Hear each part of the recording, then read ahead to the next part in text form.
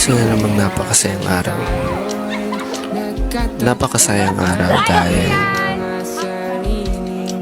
napuno ng kasiyahan. Oras na nilan. Oras na punong-puno. Kasiyahan. Kantahan.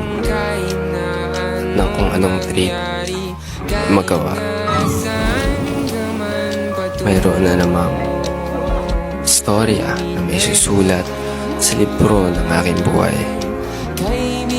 At ito ay tatatak bilang aking alaala na kahit sa kaunting panahon na kami nakita-kita, naramdaman ko agad yung tunay na saya.